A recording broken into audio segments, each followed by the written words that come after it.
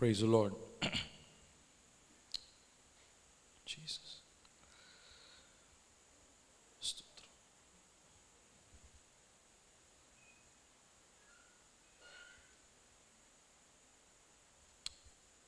Check. Praise the Lord. கர்த்தர் நல்லவர். Hallelujah. எத்தனை பேர் தேவனை சந்தோஷமா ஆராதிச்சீங்க? கரங்களை உயர்த்தி ஹல்லேலூயா. ஆமென். நம்முடைய தேவன் நல்லவர். பெரிய காரியங்களை கர்த்தர் செய்து கொண்டிருக்கிறார். இன்னும் பெரிய காரியங்களை கர்த்தர் செய்வார். ஆமென். நம்புறீங்களா? ஹல்லேலூயா. ஆமென். தேவனுடைய வார்த்தையின்படி நாம் நடக்கும்போது, தேவனுடைய வார்த்தைகளுக்கு கை கொண்டு நாம் நடக்கும் பொழுது கர்த்தருடைய ஆசீர்வாதம் நிச்சயமாய் நம்முடைய வாழ்க்கையில தங்கும். அதுல எந்த விதமான சந்தேகமும் இல்லை. ஆமாவா? தேவனுக்கு கீழ்ப்படிந்து பயப்படுகிறவர்கள் ஒவ்வொருவர் மேலும் அவருடைய ஆசீர்வாதம் நிச்சயமாய் தங்கும். அதுல எந்த விதமான சந்தேகமும் நமக்கு இல்லை, இருக்கக்கூடாது. சரிங்களா?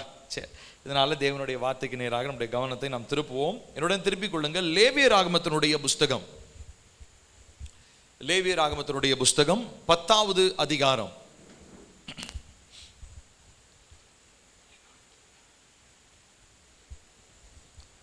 லேவியராகமத்தினுடைய புத்தகம் 10வது அதிகாரம் முதல் 2 வசனங்கள் 136ஆம் பக்கத்தில் இருக்கிறது. லேவியராகமத்தினுடைய புத்தகம் 10வது அதிகாரம் முதல் 2 வசனங்கள். எடுத்துட்டீங்களா? உங்க கையில் எல்லாரும் பைபிள் எடுத்துக்கோங்க. எல்லாரும் சேர்ந்து நாம் வாசிக்க போகிறோம்.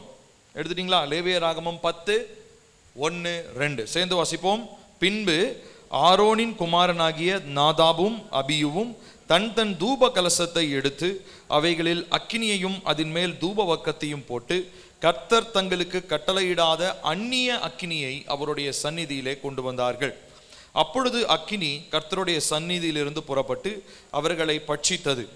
அவர்கள் கர்த்தருடைய சந்நிதியில் செத்தார்கள். இவ்வளோ நேரம் நல்லா தான் போய்கிட்டு இருந்தது, நல்லா ஆராதிச்சோம். இது என்ன வசனம்? கர்த்தருடைய சந்நிதியிலே செத்து போயிட்டாங்க. சரி, ஒருவேளை நீங்க யோசிக்கலாம், ஆனா கர்த்தருடைய ஆவியானவர் இந்த நாளை நம்மோடு கூட இடைப்படுவாராக. ஒரு நிமிடம் நாம் கண்களை மூடி நாம் ஜெபிக்க போகிறோம். ஆவியானவரே, இந்த நாளில் எங்களோடு கூட கர்த்தர் பேசுங்க. ஆவியானவர் பேசுகிற அந்த சத்தத்தை கேட்கும்படி எங்கள் செவிகளை கர்த்தர் திறக்க வேண்டும் என்று சொல்லி ஜெபிக்கிறோம். சிந்தை, எண்ணங்கள், இருதயங்கள் எல்லாம் உணர்வுள்ளதாக இருக்கும்படி நாங்கள் இந்த நாளில் எங்களையே நாங்கள் கர்த்தருடைய சமூகத்தில் ஒப்பு கொடுக்கிறோம். அடியேனை கர்த்தருடைய வாயாக பயன்படுத்தும். நீர் எங்களுக்கு போதகராய் இருந்து கர்த்தர் சகல சத்தியங்களையும் கர்த்தர் எங்களுக்கு போதித்து வழி நடத்துவீராக. நீரே உயர்ந்திரும். இயேசுவின் நாமத்தில் கேட்கிறோம் நல்ல பிதாவே. ஆமேன், ஆமேன். சரி, இந்த நாளில் இந்த 2 நபரை குறித்து பார்க்கிறோம். இவர்கள் யார் என்று சொன்னால் இஸ்ரவேலுடைய கோத்திரத்தில் பிறந்தவர்கள். பேட்டரி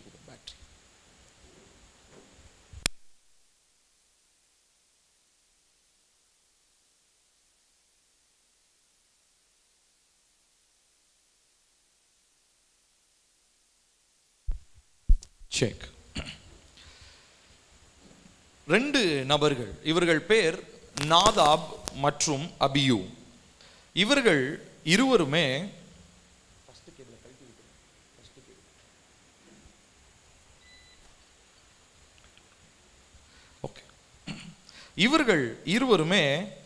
ஆரோனுடைய பிள்ளைகள். ஆரோனுடைய பிள்ளைகள் என்று சொல்லும் போது, ஆரோன் எதற்காக பிரத்யேகமாக தெரிந்து கொள்ளப்பட்டார் தேவனால? ஆசாரிய ஊழியம் செய்வதற்காக. நான் ஒரு கதை பின்னணியை மட்டும் சொல்றேன். இஸ்ரவேலர்கள் எந்த ஊர்ல அடிமையா இருந்தாங்க? எந்த ஊர்ல இருந்தாங்க? எகிப்துல இருந்தாங்களா? எகிப்துல இருந்து தேவன் அவங்களை எங்க கூட்டிட்டு வந்தாரு? கானானுக்கு கூட்டிட்டு வந்தார். வர வழியில எது வழியா கடந்து வராங்க? வனாந்திரத்தின் வழியா கடந்து வந்தாங்களா? அந்த வனாந்திரத்தின் வழியா கடந்து வரும்பொழுது தேவன் அவங்களுக்கு என்னெல்லாம் கற்றுக் கொடுத்தார்? கற்பனைகள், ஒரு சில ஆலோசனைகள்லாம் சொன்னாரு, நியாயப்பிரமாணங்களை கற்றுக் கொடுத்தார், என்ன செய்யணும் என்ன செய்யக்கூடாதெல்லாம் சொல்லி கொடுத்தார். ரொம்ப முக்கியமா ஆசரிப்பு கூடாரம் அப்படின்றத ஒண்ணு சொன்னார். ஆசரிப்பு கூடாரம்ன்றது கர்த்தருடைய பிரசன்னம் வாசம் பண்ணுகிற ஒரு இடம். அந்த ஆசரிப்பு கூடாரத்துல வேலை செய்கிறதுக்காக பிரத்யேகமாக லேவி கோத்திரத்துல பிறந்தவங்களை மாத்திரம் ஆண்டவர் என்ன பண்ணாரு? தனக்காக தெரிந்து கொண்டார். அந்த லேவி கோத்திரத்துல பிறந்தவங்க தான் இந்த மோசேவும் சரி ஆரோனும் சரி. ஆரோன் வந்து மோசேயோட அண்ணன். அவங்களுடைய அக்காவும் இருந்தாங்க. அவங்க பேர் என்னது? மிரியம். இவங்க 3 பேருமே நல்ல ஊழியத்துல பிரதர்ஸ் அண்ட் சிஸ்டர். நல்ல ஊழியத்தில் பயங்கரமாக தேவனால் பயன்படுத்தப்பட்ட தேவ பிள்ளைகளாக இருந்தாங்க. இப்போ இந்த ஆரோன், மோசே வந்து தேவனால தனியாக தெரிந்து கொள்ளப்பட்டாரு. ஏன்னா மோசேக்கு விரோதமா ஆரோனும் மிரியமும் கோவப்பட்டப்போ, தம்பிக்கு விரோதமா கோவப்பட்டப்போ தேவன் என்ன பண்றாரு, அவங்க மேல கோபம் அடைகிறார். இவங்களுக்கு பொறாம வருது தம்பி மேல.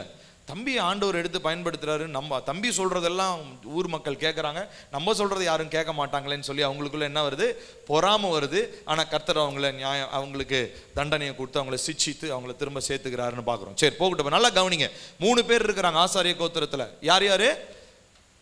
ஆரோன், மிரியம், மோசே. இதுல மோசே தான் யாரு? இஸ்ரவேலை வழிநடத்தி வந்த தலைவர். மிரியம் அவள் பெண்ணாக இருப்பதனாலே நல்ல வர்ஷிப் லீடர் அந்த மாதிரிலாம் வர்ஷிப்லாம் பண்ணிக்கிட்டு இருந்தாங்க. ஆனால் ஆரோனை தேவன் பிரத்யேகமாக இஸ்ரவேலுடைய முதல் பிரதான ஆசாரியனாக ஆரோன் என்ன பண்ணப்பட்டான், தெரிந்து கொள்ளப்பட்டான். அதற்கு அடையாளமாகவும் நிறைய பேர் அந்த லேவி கோத்திரத்துல நிறைய பேர் சொல்லிக்கிட்டு இருந்தாங்க. இப்போ நிறைய சர்ச்சுகளில் நடக்குது பார்த்தீங்களா, என்னது போட்டி, பதவிக்கு ஆசைப்படுறது. நான் தான் அதை செய்வேன், நான் தான் இதை செய்வேன், நான் தான் ட்ரெஷரராக இருப்பேன், நான் தான் செக்ரட்டரியாக இருப்பேன், நான் தான் வைஸ் பிரசிடெண்ட்டாக இருப்பேன். இந்த மாதிரி நம்ம சபைகளில் இல்லை, ஆனால் நிறைய சபைகளில் அந்த மாதிரி அதுக்காக சண்டை போட்டு. அன்றைக்கி ஒரு நாள் போன வாரத்தில் ஒரு சகோதரரை பார்த்தேன், கன்னியாகுமரி ஒரு சர்ச்சு போனேங்க, எலெக்ஷன் நடந்தது. ரைட்டு, என்னங்க எல்லாம் பைபிள் தூக்கிட்டு வரது பதிலாக அருவா தூக்கிட்டு வராங்க அப்படின்னாரு. யோசிச்சு பாருங்க, இதெல்லாம் சீரியஸாக உண்மையாக நடந்தது. அது நான் எக்ஸாஜரேட் பண்ணி சொல்லலை, மிகைப்படுத்தி சொல்லலை, உண்மையாக நடந்தது. ஸோ இதெல்லாம் நடக்குது. ஏன்னா அங்கே நம்ம கமிட்டியில் முக்கியமான இடத்தை நம்ம பிடிக்கணும்னு சொல்லி அங்கே போட்டி அதெல்லாம் நடக்குது. சரி, இப்போ இந்த மாதிரி என்ன நடக்குதுன்னா, ஆரோனுடைய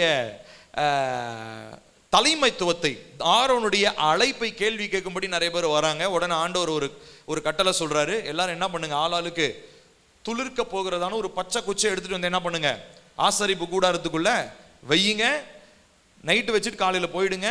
எந்த கோல் துளிர்த்து இருக்கிறதோ அந்த கோலை வைத்தவன் தான் என்ன பண்ணுவான், தலைமை பிரதான ஆசாரியனாக இருப்பான்னு சொல்லி ஆண்டவர் ஒரு நிபந்தனை போட்டார். அதே மாதிரி யாருடைய கோல் துளிர்த்தது, ஆரோனுடைய கோல் துளிர்த்தது. உடனே ஆரோனை எல்லாரும் ஏற்றுக்கொண்டாங்க. சரி, போகட்டும். இப்போ ஆரோனுக்கு பிள்ளைங்க பிறகுறாங்க. ஆரோனுக்கு பிள்ளைங்க பிறந்தவங்களும் எந்த ஊழியம் தான் செஞ்சாங்க, ஆசாரிய ஊழியம் தான் செஞ்சாங்க. அதில் இந்த 2 பேர், இவங்க பேர் என்னது, நாதாப், அபியூ. சொல்லுங்க, நாதாப், அபியூ. திரும்ப சொல்லுங்க, நாதாப், அபியூ. இந்த பேரெல்லாம் நீங்கள் மறக்கிறதுக்கு வாய்ப்பே இல்லை, சரிங்களா? ஏன்னா வித்தியாசமான பேர். நம்ம ஊர் மாதிரி ரமேஷ், சுரேஷ்லாம் இருந்ததுன்னா ஈஸியாக நம்ம மறந்துடுவோம். ஆனால் இந்த 2 பேர், ஏன்னா இவங்க வாழ்க்கையிலேருந்து நம்ம முக்கியமான ஒரு சத்தியத்தை கற்றுக்கொள்ள போகிறோம். நாதாப், அபியூ 2 பேர். இவங்க என்ன பண்ணுறாங்க, கர்த்தருடைய சமூகத்தில் ஒரு பிரதான ஆசாரியனாக இருந்தாங்களா. இவங்களுக்கு பிரதானமான வேலை என்னன்னா, கர்த்தருடைய சமூகத்தில் தூப வர்க்கத்தை இவர்கள் இடணும், பலி செலுத்தணும். அவங்க என்ன பண்ணுறாங்கன்னா, ஒரு குறிப்பிட்ட முறைமையின்படி அவங்க பலி செலுத்தணும். அப்போ அவங்க என்ன பண்ணுறாங்க, அவைகளில் அக்கினியும் அதன் மேல் தூப வர்க்கத்தையும் போட்டு கர்த்தர் தங்களுக்கு கட்டளை இடாத, அந்த வார்த்தையை நீங்கள் கவனிக்கணும், என்ன அக்கினி, அந்நிய அக்கினி, அந்நிய அக்கினியை அவருடைய சந்நிதியில் கொண்டு வந்தார்கள். அப்பொழுது அக்கினி கர்த்தருடைய சந்நிதியிலிருந்து புறப்பட்டு அவர்களை பட்சித்தது, அவர்கள் கர்த்தருடைய சந்நிதியில் செத்து போனார்கள். இந்த அந்நிய அக்கினியை குறித்து தான் இந்த நாளிலே உங்களோடு கூட நான் பேச போகிறேன். இந்த அந்நிய அக்கினி அப்படின்றது, ஏன் அக்கினின்றது ஒன்று தானே இல்லையா? ஆமாம் தானே, நெருப்புனா ஒன்று தானுங்க. அடுப்பில் எரியறது பேரும் நெருப்பு தான். குப்பையை பற்ற வைக்கிறதுக்கு என்ன தான் பயன்படுத்துகிறோம், நெருப்பு தான் பயன்படுத்துகிறோம். ஆனால் குப்பை பற்ற வைக்கிறதான நெருப்பில் கொண்டு போய் அடுப்பு என்ன பண்ண மாட்டோம், வைக்க மாட்டோம். ஆனால் நெருப்பு ஒன்று தான். அந்த நெருப்பின் நிமித்தமாய் செய்யப்படுகிற ஒரு காரியம் வேறு வேறாக இருக்கலாம். இப்போ தேவன் என்ன பண்ணியிருந்தாருன்னா, ஒரு கட்டளை அவங்களுக்கு கொடுத்திருந்தார். என்ன கட்டளைனா, ஒரு குறிப்பிட்ட காரியத்தை செய்யறதுக்கு இதுதான் வழி. பல வழிகளை ஆண்டவர் கொடுக்கல. இப்போ உதாரணத்துக்கு ஒரு ஆடை பலி செலுத்தணும்னா அந்த ஆட்டை பலி செலுத்துறதுக்கு என்னென்னலாம் செய்யணும், சரிங்களா? அப்புறமா ஒரு புறாவை பலி செலுத்தணும்னா அதுக்கு என்னென்னலாம் செய்யணும். அதுவும் பலிபீடத்தில் ஒரு ஆசாரியன் ட்ரெஸ்ஸு போடணும்னா அவன் ட்ரெஸ்ஸு எப்படி இருக்கணும், அந்த ட்ரெஸ்ஸை எப்படி போடணும், எந்த முறைமையில் போடணுன்றது முதற்கொண்டு எல்லாவற்றையுமே அவன் ரொம்ப டீட்டெயிலாக என்ன பண்ணணும், செய்யணும். ஒருவேளை அதில் கொஞ்சம் தவறுனாலும் ஆண்டவர் என்ன பண்ணிடுவார், அவங்கள ஆமாம் அடிச்சிடுவார். ஏன்னா தேவனுடைய பயங்கரமான பரிசுத்த ஸ்தலம் அது. இப்போ நான் இப்போ உதாரணத்துக்கு பிரதான ஆசாரியோட ட்ரெஸ்ஸை போட்டுட்டு வரணும்னா நான் ஆண்டவர் நான் என்ன பண்ணிட்டு தான் வந்திருக்கணும், நான் பெரிய அங்கி போட்டு தலைமையில் ஒரு குள்ளாலாம் போட்டுக்கிட்டு அந்த அப்படியே 12 கற்கள் உள்ள ஒரு மார்பக பட்டத்தை போட்டுக்கொண்டு நான் வரணும். ஆண்டவரே எனக்கு ரொம்ப வேர்க்குது, வெயில் காலமாக இருக்குது, ஃபேன் இல்லாமல் இருக்க முடியல, இதெல்லாம் கொஞ்சம் கழட்டி வச்சுக்கிறேன்னு கழட்டிட்டு நான் நின்னேன்னா அங்கேயே கர்த்தருடைய சமூகத்தில் நான் எரிஞ்சு பஸ்பமாயிடுவேன். அந்த மாதிரி தேவன் சொன்ன காரியங்கள் ரொம்ப ரொம்ப ஸ்ட்ரிக்டான காரியம். அதில் அவர் சொல்றாரு, ஒரு குறிப்பிட்ட தூப வர்க்கத்தை செலுத்துவதற்கு ஒரு குறிப்பிட்ட இடத்திலிருந்து அக்கினியை எடுத்துக்கொண்டு வர வேண்டும். சரி விட்டுருங்கப்பா, நோ ப்ராப்ளம், லீவ் இட். குறிப்பிட்ட பலியை செலுத்தணும்னா குறிப்பிட்ட இடத்திலிருந்து அக்கினி எடுத்துக்கொண்டு வர வேண்டும். அந்த அக்கினி அந்த இடத்திலிருந்து எடுத்துக்கொள்ளப்பட்டு வரலன்னு சொல்லி சொன்னா அந்த அக்கினியை என்ன அக்கினியா கர்த்தர் பார்க்கிறாரு? அந்நிய அக்கினியாக பார்க்கிறார். சரிங்களா? இது நீங்க புரிஞ்சுக்கணும். சரி, இப்போ நம்ம ஒருவேளை நாதாப் அபியூ பக்கமா நம்ம சாதகமா பேசணும் அப்படின்னா அவங்க அதுக்கு முன்னாடி வசனத்தை பாருங்களேன். 23, 24, 9, 23, 24. பின்பு மோசேயும் ஆரோனும் ஆசரிப்பு கூடாரத்திற்குள் பிரவேசித்து வெளியே ஜனங்களை ஆசீர்வதித்தார்கள். அப்பொழுது கர்த்தருடைய மகிமை சகல ஜனங்களுக்கும் காணப்பட்டது. அன்றியும் கர்த்தருடைய சந்நிதியிலிருந்து அக்கினி புறப்பட்டு பலிபீடத்தின் மேல் இருந்த சர்வாங்க தகன பலியையும் கொழுப்பையும் எரித்து விட்டது. ஜனங்கள் எல்லாரும் அதை கண்டபொழுது ஆரவாரித்து முகம் குப்புற விழுந்தார்கள். அதுக்கு முன்னாடி நடந்த சம்பவம் என்னன்னா, பயங்கரமா அந்த தேசத்திற்காக ஃபுல்லா பலி செலுத்திக்கிட்டு இருக்கிறாங்க. தேசத்தினுடைய பாவத்திற்காக கோத்திரமா பலி செலுத்துறாங்க. ரொம்ப டயர்டான ஒரு டே. இப்போ உதாரணத்துக்கு ஞாயிற்றுக்கிழமை எனக்கு ரொம்ப டயர்டான ஒரு நாள். சாயங்காலம் நீங்க ஏதோ ஜபம் எடுக்க சொன்னீங்கன்னா ரொம்ப கஷ்டமா இருக்கும். என் தொண்டை வேற மாதிரி இருக்கும், சத்தம் வேற மாதிரி இருக்கும். இப்போ அதே மாதிரி தான் நாதாப் அபியூ என்ன பண்ணியிருக்கிறாங்க, காலையில இருந்து சாயங்காலம் வரைக்கும் இவங்க தான் என்ன பண்ணணும், ஆடு மாடு எல்லாம் வந்தது இல்லைங்களா, எல்லாத்தையும் என்ன பண்ணியிருக்கணும், இவங்க தான் வெட்டி அதை எப்படி சுத்தம் பண்ணணுமோ சுத்தம் பண்ணி எல்லா வேலையும் செஞ்சு அதை பலியிடணும். இப்போ காலையில இருந்து சாயங்காலம் வரைக்கும் இதை செஞ்சுட்டாங்க. சாயங்காலமா அந்த டைம் முடிகிற நேரத்தில் ஆண்டவர் என்ன சொல்றாரு, ஒரு தூப வர்க்கம் ஒன்று செலுத்தணும், ஒரு பலி. அது ஒரு பலி இல்லைங்களா? பாருங்க, தன் தூப கலசத்தை எடுத்து அவைகளில் அக்கினி அதன் மேல் தூப வர்க்கத்தையும் போட்டு கர்த்தருக்கு சுகந்த வாசனையாக புகை போடுற பலி மாதிரி ஒன்று, அது ஒரு பலி இருந்துச்சு. அந்த பலிக்கு ஒரு அக்கினியை கொண்டு வரணும். இப்போ பயங்கர டயர்டு, காலையில இருந்து சாயங்காலம் வரைக்கும் பலி செலுத்தி கை கால்லாம் பயங்கரமா வலிக்குது, பயங்கர டயர்டா இருக்கிறான். அதனால தேவன் அவங்களுக்கு சொன்ன இடத்திலிருந்து அக்கினியை எடுத்து வராமல் பக்கத்திலேயே இங்க ஒரு கொல்லிக்கட்டையில நெருப்பு அப்படியே எரிஞ்சிட்டு இருந்துச்சு. அந்த நெருப்பு என்ன பண்ணாங்க, அவங்க எடுத்துட்டு இங்க போடுறாங்க. போட்ட உடனேயே என்ன ஆயிடுது, அவங்க மரித்து போயிடுறாங்க. கர்த்தருடைய அக்கினி, இவங்க இந்த அக்கினி எடுத்து போட்டாங்களாம். 2வது வசனத்துல வாசிக்கிறோம், பரலோக அக்கினி யார் மேல இறங்குச்சு, நாதாப் மேலும் அபியூ மேலும் இறங்கி அவர்கள் செத்து போனார்கள். சரி, நாதாப் அபியூ செஞ்சது தப்பா ரைட்டா அப்படின்றதுக்கு முன்னாடி நாதாப் அபியூ என்னென்னலாம் பார்த்தாங்கன்றதை நம்ம தெரிஞ்சுக்கணும் இல்லையா? ஏன்னா தேவனை பற்றி அறியாதவன் இதை செஞ்சிருந்தான்னா அவன் மேல தப்பு கிடையாது இல்லையா? தேவன் கிருபை இல்லாம அவனை அழிச்சிட்டாருன்னு சொல்லலாம்.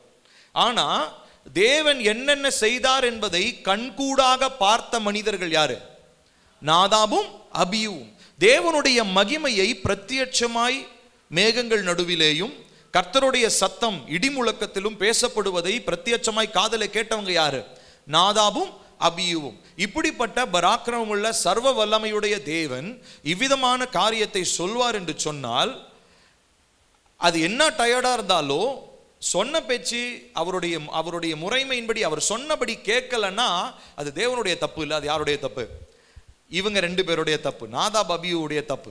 ஏன்னா அவங்க பயங்கரமான மகிமையெல்லாம் கர்த்தருடைய மகிமையை பார்த்தவங்க. வாசிக்கலாமா ஒரு வசனம் வாசிங்க, யாத்ராகமம் 24வது அதிகாரத்துக்கு திருப்புங்க. இந்த வசனத்தை ஆல்ரெடி நம்ம மனப்பாட வசனமாக கூட போன வாரத்தில் ஒரு நாள் வாசிச்சோம், ஞாபகம் இருக்கான்னு தெரியல. மனப்பாட வசனம் வாசித்துட்டு இருக்கீங்களா? டெய்லிக்கும் குரூப்ல அனுப்பிச்சிட்டு இருக்கிறோம், மனப்பாடம் பண்ணுங்க. வாசிக்கலாமா? யாத்ராகமம் 24, 9, 10 சேர்ந்து வாசிக்கலாமா? 100வது பக்கத்தில் இருக்குது. யாத்ராகமம் 24, 9, 10 சேர்ந்து வாசிங்க. பின்பு மோசேயும் ஆரோனும் நாதாபும் அபியூவும் இஸ்ரவேலருடைய மூப்பரில் 70 பேரும் ஏறி போய் இஸ்ரவேலின் தேவனை தரிசித்தார்கள். அவருடைய பாதத்தின் கீழே நீலக்கல் இழைத்த வேலைக்கு ஒப்பாகவும் தெளிந்த வானத்தின் பிரபைக்கு ஒப்பாகவும் இருந்தது.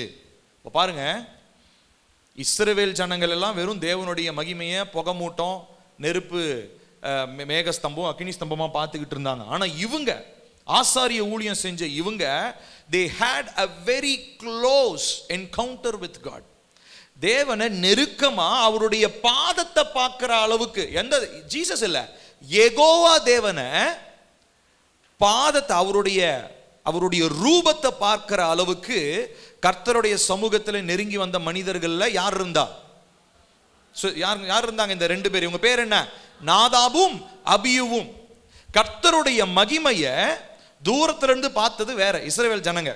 அவங்களையே தேவன் அவங்க சொன்ன பேச்சு கேட்கலன்னா அழிச்சு போட்டார். ஆனா இவங்க எப்படிப்பட்டவங்களா இருந்தாங்க? they had a very special encounter. ரொம்ப எக்ஸ்க்ளூசிவ் விஐபி பாஸ் கிடைச்சது இவங்களுக்கு. விஐபி பாஸ் வச்சுக்கிட்டு இவங்க எங்க போறாங்க? தேவனுடைய சமூகத்திற்கு பக்கத்துல போறாங்க.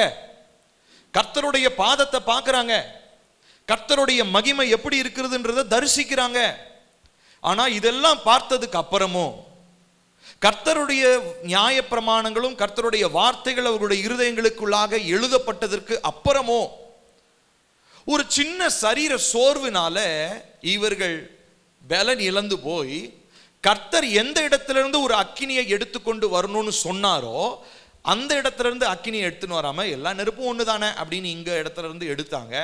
கர்த்தர் அவர்களை அழித்து போட்டார். நீங்க கேட்கலாம், இது பழைய ஏற்பாட்டுலங்க, புதிய ஏற்பாட்டில் நம்மள தான் இருக்கிறோமே அப்படி நினைச்சா ஆண்டவர் என்னைக்கும் நம்மளை என்ன பண்ணியிருக்கணும் இல்லையா? அழிச்சு போட்டிருக்கணும். நம்ம எத்தனையோ தடவை அந்நிய காரியங்களை நம்ம செஞ்சிருக்கிறோம். அவன் அந்நிய அக்கினியை செஞ்சான், அந்நிய அக்கினியை கொண்டு வந்தாங்க. நம்ம அந்நிய நபர்களோடு பேசியிருக்கிறோம், அந்நிய காரியங்களை பார்த்திருக்கிறோம், அந்நிய வார்த்தைகள் நம்ம வாயிலிருந்து வந்திருக்கிறது இயேசுவை ஏற்றுக்கொண்டதுக்கு அப்புறம். ஆனா ஒரு நாள் கூட நம்ம மேல நாதாபு அபியூ மேல தேவன் கோவப்பட்ட மாதிரி நம்ம மேல தேவன் என்ன பண்ணல? அக்கினி கோவப்படலன்னு சொல்ல முடியாது, அக்கினி இறங்கல. ஏன்னா கோவப்பட்டிருப்பாரு. உதாரணத்துக்கு நான் உங்களுக்கு ஒரு சிம்பிளா ஒரு எக்ஸாம்பிள் சொல்றேன். இப்போ என்னுடைய கண்களாலே தேவனுக்கு பிரியமில்லாத ஒரு காரியத்தை நான் பார்க்கறேன்னு வச்சுக்கோங்க. நான் இயேசுவை ஏற்றுக்கொண்ட ஒரு மனிதன், எல்லாரும் நீங்க பாருங்க, இயேசுவை ஏற்றுக்கொண்ட மனிதன், நான் என் கண்களால தேவனுக்கு பிரியமில்லாத ஒரு காரியத்தை பார்க்கறேன் அப்படின்னா தேவனுக்கு, பிதாவாகிய தேவனுக்கு கோவம் வருமா வராதா? கண்டிப்பா வரும். அவர் அக்கினியை விட்டா என்ன பண்ணிருப்பாரு? இறக்கியிருப்பார், இறக்கி அவர் பஸ்பமாக்கியிருப்பார். ஆனா எனக்காக ரத்தம் சிந்தனை ஏசப்பா பக்கத்துல இருந்து என்ன பண்ணிட்டு இருக்கிறாரு? ஐயோ பில்லி மேல என்ன பண்ணிடாதீங்க, அக்கினிய இறக்கிடாதீங்க, அவனுக்காக நான் என்ன பண்ணியிருக்கேன்? ரத்தம் சிந்தி இருக்கிறேன், அவனுக்காக நான் சிலுவையிலே என்னுடைய உயிரை கொடுத்தேன் அப்படின்னு சொல்லி ஏசப்பா மன்றாடுறனால தான் ஒவ்வொரு நாளும் அக்கினி நம்ம மேல விழாம நம்ம தப்பி பொழைச்சி ஒவ்வொரு நாளும் தூங்குறோம், எந்திரிக்கிறோம், அடுத்த நாள் போய் திரும்ப தேவையில்லாத காரியங்களையும் பார்த்தாலும் நம்ம அழிக்கப்படாமல் இருக்கிறது காரணம் என்ன? இயேசு சாமி நமக்காக, அவர் பிதாவினுடைய வலது பாரசத்திலே நமக்காக வழக்காடி கொண்டிருக்கிறார். ஆனா அந்த டைம்ல பழைய ஏற்பாட்டு நாட்கள்ல வழக்காடுவதற்கு யாருமே இல்லை, பிரதான ஆசாரியர்கள் தான் மக்களுக்கு வழக்காடணும். ஆனா இந்த பிரதான ஆசாரியனுடைய ரத்தத்துல வந்த இவனே தேவன் சொன்னதான கற்பனையை மீறி கர்த்தர் எங்கிருந்து இந்த அக்கினியை எடுக்கணும்னு சொல்லி சொன்னாரோ அந்த இடத்திலிருந்து இவன் எடுக்காமல் அந்நிய அக்கினியை செலுத்தினதுனாலே தேவனுடைய கோபத்திற்கு ஆளானவனாய் இருக்கிறான் என்று சொல்லி நாம் பார்க்கிறோம். ஆனா இந்த இடத்துல இந்த அக்கினியை எங்கிருந்து எடுக்கணும்ன்றது தேவன் சொல்லியிருந்தார். அதையும் வாசிக்கலாம் பாருங்க. லேவியராகமம் 16வது அதிகாரம்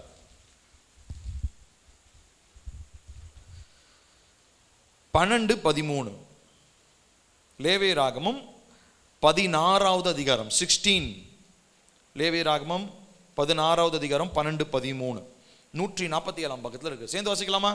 கர்த்தருடைய சந்நிதியில் இருக்கும் பலிபீடத்தின் மேல் உள்ள நெருப்பு தணலினால் தூப கலசத்தை நிரப்பி பொடியாக்கப்பட்ட சுகந்த தூப வர்க்கத்திலே தன் கைப்பிடியில் நிறைய எடுத்து திரைக்கு உட்புறமாக கொண்டு வந்து தான், நல்ல கவனிக்க, என்ன போட்டிருக்கு? சாகாதபடிக்கு தூப மேகமானது சாட்சி பெட்டியின் மேல் இருக்கும் கிருபாசனத்தை மூடத்தக்கதாக கர்த்தருடைய சந்நிதியில் அக்கினியின் மேல் தூப வர்க்கத்தை போட கடவன். இப்ப பாருங்க, எங்க இருந்து எடுத்துட்டு வரணுமா? கர்த்தருடைய சந்நிதியில் இருக்கும் பலிபீடத்தின் மேல் உள்ள நெருப்பு, அந்த கோல் நெருப்பு கட்டி, அந்த நெருப்பு தளல தான் கொண்டு வந்து என்ன பண்ணணும்? பலிபீடத்தில் இருக்கிறத எடுத்துட்டு வந்து தான் தூப கலசத்துல போட்டு தூபம் பலி சுகந்த வாசனை காமிக்கணும். இவன் என்ன பண்ணிட்டான்? பக்கத்துல ஏதோ நெருப்பு எரிஞ்சிட்டு இருந்தது, ரைட், அவ்வளவுதான். எவன் போய் என்ன காலையில சாயங்காலம் வரைக்கும் ரொம்ப பலி செலுத்தி டயர்ட் ஆயிடுச்சு, அதனால பக்கத்துல இருக்கிற நெருப்பை எடுத்து என்ன பண்ணலாம்? தூப கலசம்.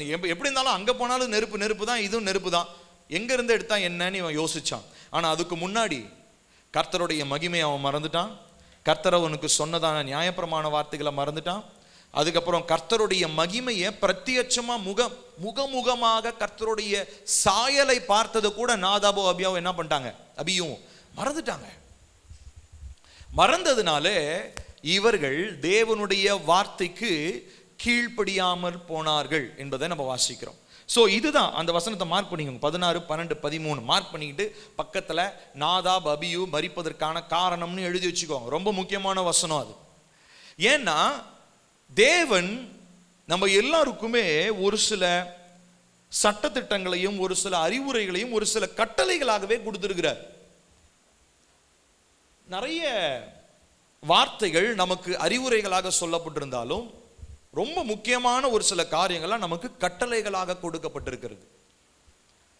உதாரணத்திற்கு இப்ப நீங்க நிருபங்களை எடுத்துக்கொள்ளும் பொழுது அப்போஸ்தலர்கள், நிறைய அப்போஸ்தலர்கள் எழுதினாங்க. பவுல் எழுதினாரு, பேதுரு எழுதினாரு, யாக்கோபு எழுதினாரு. ஓகே, இதுல இவங்கெல்லாம் எழுதும் போது ஒரு சில காரியங்களை அறிவுரைகளாக சொல்லாம ஒரு சில காரியங்கள்லாம் கட்டளையாக சொன்னாங்க. உதாரணத்திற்கு இடைவிடாமல் ஜெபம் பண்ணுங்கள் வசனம் இருக்கா? இருக்கு. இந்த இடைவிடாமல் ஜெபம் பண்ணுங்கள்ன்றது நீங்க ஹீப்ரு பதத்திலேயே கிரேக்க பதத்திலே, ஏன்னா புதிய ஏற்பாடு கிரேக்க பதத்தில் எழுதினாங்க. கிரேக்க பதத்திலே பார்த்தாலும் இப்படிதான் இருக்கு, இடைவிடாமல் ஜெபம் பண்ணுங்கள். ஜெபம் பண்றேன்னா பண்ணுங்க, டைம் கிடைச்சா பண்ணுங்க, இதெல்லாம் கிடையாது. அது ஒரு கட்டளை. என்ன பண்ணணும்? இடைவிடாமல் ஜெபிக்க வேண்டும். அப்போ ஜெப குறைவு அப்படின்றது கர்த்தருடைய பார்வையில என்னவா பார்க்கப்படுது தெரியுமா? பாவமாக பார்க்கப்படுகிறது. ஜெபம் இல்லை என்றால் அது நம்ம வாழ்க்கையில செய்கிற பாவம். திருடுறது, கொலை செய்யறது மாத்திரம் இல்லை, ஜெபம் இல்லைன்னாலும் அது பேர், அது என்னதான்? பாவம். ஏன்னா அது என்னுடைய வேதத்துல, பரிசுத்த வேதாகமத்தில் அது எப்படி கொடுக்கப்பட்டிருக்கிறது? கட்டளையாக, ஒரு நிபந்தனையாக கொடுக்கப்பட்டிருக்கிறது. ரைட் ஃப்ரம் த பிகினிங், ஆதியாகமத்திலிருந்து ஆரம்பிச்சு மல்கியா வரைக்கும் இருக்கிற அநேக காரியங்களை இயேசு கிறிஸ்து நிறைவேற்றிட்டார். சரி, ஆனா இயேசு கிறிஸ்து காலத்திலிருந்து அதுக்கப்புறம் வெளிப்படுத்தின விசேஷம் வரைக்கும் எழுதப்பட்டிருக்கிற எத்தனை காரியங்களை நம்ம கடைபிடிக்கிறோம் சொல்லுங்க பார்க்கலாம். ஆண்டவர் நமக்காக பரிந்து பேசுறாருங்க. அவருடைய கோபத்திலிருந்து தப்பிக்கிறதுக்கு இயேசப்பா நமக்கு பரிந்து பேசிக்கிட்டே இருக்கிறார், தப்பிச்சுக்கிட்டே இருக்கிறோம். ஆனா அவர் என்ன எதிர்பார்த்து நமக்காக பரிந்து பேசுகிறார்? இன்னைக்கு இல்லைனாலும் நாளைக்காவது என் பிள்ளை என் வார்த்தைய கேட்பான், கீழ்ப்படிவான். அப்போ ஒவ்வொரு நாளும் கர்த்தர் நமக்காக பரிந்து பேசுவதனுடைய நோக்கம் என்ன? அவர் நம்மிடம் எதை எதிர்பார்க்கிறார்? கீழ்ப்படிதலை எதிர்பார்க்கிறார். அவர் நமக்கு கொடுத்ததான கட்டளைகள் இம்மி அளவு மாறாம அப்படியே கடைபிடிக்கணும்னு தேவன் நம்ம இடத்துல எதிர்பார்க்கிறார். அப்போ நம்ம கிட்ட ஆண்டவர் ஒரு எக்ஸ்பெக்டேஷனை வச்சிருக்கிறார், ஒரு எதிர்பார்ப்பு நம்ம இடத்துல இருக்குது. என்ன எதிர்பார்ப்பு? அவர் வாயிலிருந்து வந்த பிரதானமான 2 காரியம். முதலாவது 2 கட்டளை சொன்னாரா ஏசப்பா? சொல்லுங்க, முதல் கட்டளை என்னது? உன் தேவனாகிய கர்த்தரிடத்தில் முழு இருதயத்தோடும் முழு ஆத்மாவோடும் முழு பலத்தோடும் அன்பு கூறுவாயாக. ஸோ காடை லவ் பண்ணணுன்றது ஃபர்ஸ்ட் கமாண்ட், கட்டளை. அடுத்து 2வதா, உன்னை நீ நேசிப்பது போல பிறனையும் நீ நேசிப்பாயாக. அதுவும் 2வதா இருக்கிறது என்னதுதான்? கட்டளை தான். இது இல்லாம நிறைய கட்டளையை கொடுத்திருக்கிறார். ஒரு கன்னத்தில் அறைந்தால் மறுகணத்தை காமி. ஒருத்தன் உன்னை 1 மைல் நடக்க சொன்னா கூட அவனோட 2 மைல் நடந்து போ. ஒருத்தன் உன்னுடைய ஷர்ட்டை கழட்டி கேட்டானா அவனுக்கு பனியனே என்ன பண்ணிடு, கழட்டி கொடுத்துரு. இதெல்லாம் செய்யனா செய்யப்பா, செய்யலனா விட்டுருப்பான்லாம் சொல்லல. ஏசப்பா சொன்னது எல்லாமே என்னதான்? கட்டளைகள். ஆனா இதுல எத்தனை நம்ம ஃபாலோ பண்றோம்? பழைய ஏற்பாட்டை விட்டுருங்க, நமக்கு அந்நிய அக்கினியும் வேணாம், மத்த அக்கினியும் வேணாங்க, அதை விட்டுருங்க. அது எடுத்துக்காட்டுக்கு வச்சுக்குவோம், பாடம் கத்துக்கிறதுக்கு வச்சுக்குவோம். ஆனா ரியலா நம்ம அப்ளை பண்றதுக்கு ஆண்டவர் எவ்வளோ கற்பனைகளை நமக்கு புதிய ஏற்பாட்டிலையும் சுவிசேஷங்களையும் ஆண்டவராக இயேசு கிறிஸ்து கற்றுக் கொடுத்துருக்கிறார் இல்லையா? ஆனா அதுல மிஞ்சி போனா ஒரு 100 விஷயம் இருந்ததுன்னா அதுல 1-2 வேணா செஞ்சிருப்போம். 1-2 செஞ்சுக்கிட்டு நம்ம கிறிஸ்தவர்கள்னு சொல்லி பயங்கரமா நம்ம சுத்திக்கிட்டு இருக்கிறோம். நான் கிறிஸ்தவன், பேர் மட்டும் நல்ல நல்ல கிறிஸ்தவ பேரா வச்சுக்கிறது, ஞாயிற்றுக்கிழமையான கோயிலுக்கு வர்றது, ஆலயத்துக்கு வர்றது, கையை தூக்கி ஆராதனை பண்றது. ஆனா அவருடைய வார்த்தைக்கு கீழ்ப்படுகிறதான மனம் இல்லாமல் போய்விடுகிறது. ஆனாலும் இன்னைக்கு நம்ம நிக்கிறோம் அப்படின்னா காரணம் என்ன? இன்னைக்கு காலையில நீங்க தூங்கி எந்திரிச்சிங்க இல்லைங்களா? எதனால எந்திரிச்சிங்க தெரியுங்களா? ஏசப்பா உங்ககிட்ட என்ன எதிர்பார்த்து உங்களை எழுப்பி விட்டார் தெரியுமா? இன்னைக்காவது இந்த என் மகன் என் வார்த்தைக்கு கீழ்ப்படிவாளா? Every day that we wake up in the morning, ஒவ்வொரு நாளும் காலை வேளையில எழுந்திருக்கிறதான ஒவ்வொரு காலை பொழுதும் கர்த்தர் நமக்கு கிருபையாய் கொடுக்கிற நாட்கள். ஹல்லேலூயா. என்னத்துக்காக? கர்த்தருடைய வார்த்தைக்கு கீழ்ப்படியணும். அவர் யாருங்க? அவர் வார்த்தைக்கு நான் ஏன் கீழ்ப்படியணும்னா, நீங்க இந்த இடத்துக்கு இருக்கவே வேணாம், நம்ம யாரும் கிறிஸ்தவர்கள் இருக்க வேண்டிய அவசியம் இல்லை, போய் உலக மனிதர்களை போல நம்ம இஷ்டத்துக்கு நம்ம வாழலாம். ஆனால் தேவன் நம்மளை ரத்தம் சிந்தி நம்மளை மீட்டு கொண்டு தனக்காக அழைத்து கொண்டதுனாலே நிச்சயமாய் அவருக்கு கீழ்ப்படிய வேண்டும் என்கிறதான ஒரு ஒரு ஒரு எக்ஸ்பெக்டேஷன், ஒரு பெரிய எதிர்பார்ப்பு உங்கள் மேலே என் மேலே இருக்குது. இந்த எதிர்பார்ப்பை நம்ம செய்யாத பட்சத்தில் கர்த்தருடைய கிருபை இருக்கலாம், ஆனால் கர்த்தருடைய கிருபை என்னைக்கு முடிவடையும்னு சொல்லி நமக்கு தெரியாது. போன வாரத்தில் கூட அப்பா கரெக்டாக அந்த ஒரு எக்ஸாம்பிள் சொன்னாங்க. ஃபேன் எக்ஸாம்பிள் சொன்னாங்க, ஞாபகம் இருக்கா? ஒரு நாளும் மறந்துடாதீங்க, கரண்ட் ஆஃப் ஆனாலும் உங்களுக்கு ஞாபகம் வரணும். என்னது? ஃபேனில் கரண்ட்டு போச்சுன்னா அப்படியே டக்கால்னு நிற்காது, என்ன பண்ணும்? மெதுவாக அது சுற்றி அப்படியே வேகம் குறைஞ்சி என்ன ஆகும்? அப்புறமா தான் நிற்கும். அது மெதுவாக சுற்றுறனால கரண்ட் இருக்குன்னு என்ன பண்ண முடியாது, சொல்ல முடியாது. அப்போது இந்த ஆண்டு நேற்று நானும் தம்பி எல்லாம் கூட ஜெபம் பண்ணிட்டு இருக்கும்போது கர்த்தர் அதுதான் எங்களோட பேசினார். அநேகர் கிருபையை விட்டு விலகி போகிறதான நாட்கள் வரும். ஏன்னா இப்போ தெரியும், இப்போ இந்த வருஷத்தில் நிறைய பேர் கிருபையில் சுற்றிக்கிட்டு இருக்கிறாங்களா இல்லை உண்மையாலுமே கனெக்ஷனில் சுற்றிக்கிட்டு இருக்கிறாங்களா? ஹோலி ஸ்பிரிட் கனெக்ஷனில் இருந்தால் ஃபேனை சுற்றிக்கிட்டே இருக்கும். ஹோலி ஸ்பிரிட் கனெக்ஷன் இல்லை, பரிசுத்த ஆவியுடைய கனெக்ஷன் இல்லைன்னா வேகம் அப்படியே குறைஞ்சி இந்த வருடம் முடிவதற்குள்ளாக நமக்கு தெரிஞ்சிடும். அது நம்மளா கூட இருக்கலாம், மற்றவங்கள நான் சொல்லலை, என்னையை நான் சொல்லிக்கிறேன். ஸோ அப்போ நான் ஒவ்வொரு நாளும் எனக்கும் பரிசுத்த ஆவியானவருக்கும் இருக்கிற இணைப்பை என்ன பண்ணணும்? செக் பண்ணிக்கிட்டே இருக்கணும். நான் ஒவ்வொரு நாளும் அவரோடு தொடர்பு வைத்திருக்கிறேனா? ஒவ்வொரு நாளும் நான் சுத்த வேண்டிய வேகத்தில் சுத்துறேனா? ஒவ்வொரு நாளும் நடக்க வேண்டிய வழியில் நடக்கிறேனா? ஒவ்வொரு நாளும் ஒரு வார்த்தைக்கு நான் கீழ்ப்படுகிறேனான்னு சொல்லி என்னை நானே ஒவ்வொரு நாளும் சோதித்து பார்க்க வேண்டியது அவசியமாக இருக்கிறது. இல்லைன்னு சொன்னால் கிருபையின் நாட்கள் முடிவடைவதற்குள்ளாக நம்ம வாழ்க்கை முடிஞ்சிடும். கிருபையின் நாட்கள்லே பொழைச்சிக்கிட்டோம்னா உண்டு. ஆனால் கிருபையின் நாட்கள் முடிகிறதுக்குள்ள நம்ம வாழ்க்கை முடிஞ்சிருச்சுன்னா அதை விட மோசம் வேறு எதுவுமே இல்லை. அதுக்கு நம்ம ஏசப்பா இவ்வளோ கஷ்டப்பட்டு உட்காந்து 2 மணி நேரம் 3 மணி நேரம் உட்காந்து ஆராதிச்சுக்கிட்டு பண்ண வேண்டிய அவசியமே இல்லை. நம்ம இஷ்டத்துக்கு நம்ம வாழலாம் இல்லைங்களா? ஆனால் கர்த்தர் நமக்கு என்ன பண்ணியிருக்கிறாரு? ஒரு எதிர்பார்ப்பை வச்சிருக்கிறாரு. நமக்கு அந்த எதிர்பார்ப்பை நிறைவேற்றுவதற்கு கிருபையை கொடுத்துருக்கிறாரு. ரொம்ப முக்கியமாக அந்த கிருபை ஏதோ ஏராளமாக தாராளமாக சும்மா பொழியப்படலை, பரிசுத்த ஆவியானவருடைய வல்லமையால் நம்முடைய இருதயத்தில் ஊற்றப்பட்டு இருக்கிறது. அப்போ நம்ம ஆராதிக்கும் பொழுது, தேவனை ஆராதிக்கும் போதெல்லாம் என்ன நடக்குது தெரியுங்களா? நாம் உள்ளான மனிதனை நாம் என்ன ஆடுறோம்? பலனடைகிறோம். எதுக்கு பலனடைகிறோம்? இன்னும் கிருபையிலே ஓடுவதற்கு, இன்னும் பரிசுத்தமாய் வாழ்வதற்கு, இன்னும் தேவனுக்கு கீழ்ப்படிவதற்கு கர்த்தர் என் மேலே கிருபையை தருகிறவராக இருக்கிறார். ஹல்லேலூயா. அப்போ இந்த நாட்களிலே நாம் பார்க்க வேண்டிய ஒரு காரியம் என்ன அப்படின்னு சொல்லி பார்த்தீங்கன்னா, கர்த்தருடைய வார்த்தைக்கு நாம் கை கொள்ள வேண்டியது மிகவும் அவசியமாக இருக்கிறது. பழைய ஏற்பாட்டிலேருந்து நிறைய நமக்கு உவமைகள் உதாரணங்கள் நமக்கு இருக்கிறது. ஸோ இந்த 9:24 பாருங்க, லேவியராகமம் 9:24 பார்த்தோம் இல்லைங்களா? பாருங்க, கர்த்தருடைய சந்நிதியிலிருந்து என்ன வந்துச்சு? அக்கினி புறப்பட்டு பலிபீடத்தின் மேல் இருந்த சர்வாங்க தகன பலியும் கொழுப்பையும் எரித்து விட்டது. இதெல்லாம் நடந்துகிட்டு இருக்கும் போது பக்கத்தில் யார் இருந்தா? நாதாபும் அபியூவும் பார்த்துக்கிட்டு தான் இருந்தாங்க. கர்த்தருடைய அக்கினி வந்ததை பார்த்தாங்க, எல்லாம் பார்த்தாங்க. ஆனா அந்த நேரத்தில் என்ன வந்துச்சோ தெரியல, ஆவி பூந்துச்சா, என்ன யோசிச்சானுங்கன்னு தெரியல. அதுக்கப்புறம் ஒரு வசனம் இருக்கு, அதையும் நான் வாசிக்கிறேன். அது ரொம்ப முக்கியமான ஒரு வசனம். அவங்களுக்கு என்ன பிரச்சனை இருந்திருக்கலாம் அப்படின்னு நான் ஒரு கெஸ் பண்ணேன்.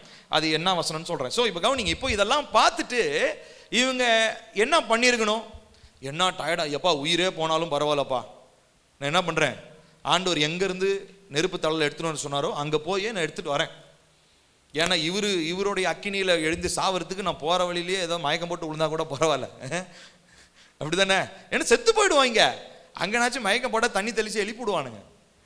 அப்போது எவ்வளோ கஷ்டமானாலும், உயிரே போகிற அளவுக்கு வந்தாலும் கர்த்தருடைய வார்த்தைக்கு கை கொள்ளணுன்றது தான் தேவ பிள்ளையின் இடத்துல தேவன் எதிர்பார்க்கிற ஒரு காரியம். எவ்வளோ கஷ்டம் பார்த்தீங்களா? இல்லை, எவ்வளோ ஒரு சவாலான ஒரு காரியம் இல்லை? கிறிஸ்தவங்களாக வாழ்கிறது எளிமையான ஒரு காரியம் அல்ல. தேவனுடைய வார்த்தைக்கு இம்மியளவு மாறாமல் கை கொள்ளணுன்றது தான் தேவ சித்தம். ஆனாலும் கிருபையில் என்ன பண்ணிட்டு இருக்கிறோம்? அப்படியே நம்ம ஓடிக்கிட்டே இருக்கிறோம். அப்போ ஆண்டவர் சொல்ற ஒரு காரியம், பரிசுத்தமாக இருக்கிறவன் இன்னும் பரிசுத்தமாகட்டும், பாவம் அநீதி செய்கிறவன் இன்னும் அநீதி செய்யட்டும். உலகத்தை பார்த்து நம்ம ஒரு நாளும் நம்மளை ஒப்பிட்டு பார்க்கவே கூடாது. ஐயோ உலக மனுஷன் அப்படி இருக்கிறானே, அவனுக்கு என்ன, ஆண்டவரை வணங்காதவன்லாம் அப்படி இருக்கிறானே, ஏசுனா யாருன்னே தெரியாதவன் அவன் நல்லா செல்வ செழிப்பாக இருக்கிறானே, அவன் சந்ததியெல்லாம் நல்லா இருக்கே. ஆசாபின் சங்கீதத்தில் அந்த மாதிரி ஒரு வசனம் ஏற்கனவே உங்களோட நான் பேசியிருக்கேன். சரி, இப்போ நல்லா கவனிக்கணும். என்ன அப்படின்னா, இந்த மாதிரி காரியங்கள் எல்லாம் கர்த்தர் செய்கிறத பார்த்தும் அவன் கர்த்தருடைய வார்த்தைக்கு கை கொள்ளவில்லை.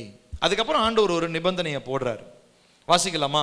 ஏன் இவன் இந்த தப்பை பண்ணியிருப்பானுங்கன்னு சொல்லி நான் ஒரு கன்க்ளூஷனுக்கு என்னால் வர முடிஞ்சது. அதே 10வது அதிகாரம் 9, 10, 11 வாசிங்க. நீயும் சேர்ந்து வாசிக்கலாமா? நீயும் உன்னோட கூட உன் குமாரரும் சாகாது இருக்க வேண்டுமானால். நல்லா கவனிக்கணும். நீ சேர்ந்து வாசிக்கலாம். எல்லாரும் பைபிள் வச்சிருக்கவங்க சத்தத்தை உயர்த்தி வாசிங்க பார்க்கலாம்.